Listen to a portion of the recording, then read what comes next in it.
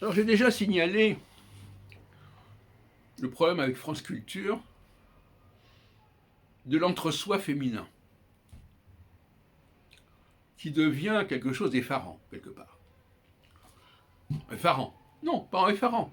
C'est un constat. Disons les choses comme ça. Sociologiquement, c'est un constat. Et ça n'a rien d'étonnant, quelque part.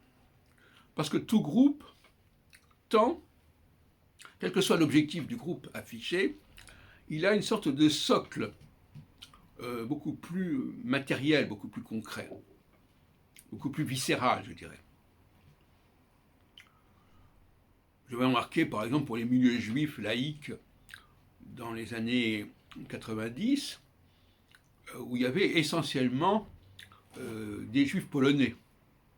Très peu de, à part Albert Memmi, mais très peu de gens venaient d'Afrique du Nord.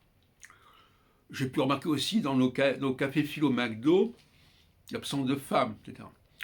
Donc, il est normal quelque part, mais c'est une pente qu'il faut contrôler tout de même, en tout cas qu'il faut signaler, il est normal qu'un groupe, par-delà la question de sa fonction officielle et sa mission officielle, on s'aperçoit qu'il y a des pesanteurs, pour parler comme Bourdieu, des pesanteurs au niveau de l'origine, au niveau du sexe, qui constituent à souder le groupe par-delà l'objectif commun, par exemple, ce qui est mis en avant.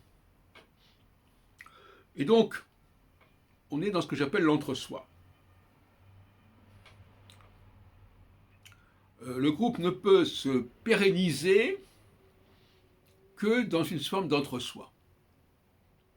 Et actuellement, on ne peut que constater un entre-soi féminin extraordinaire qui fait qu'à la limite, si vous voulez, quand on écoute les émissions de France Culture, en tout cas certaines d'entre elles, on se dit mais qu'est-ce qu'on fait là? C'est-à-dire que France Culture est devenue une émission, une chaîne des femmes. C'est un droit, tout à fait. Je suis tout à fait d'accord pour qu'il y ait des chaînes propres à tel et tel entre-soi.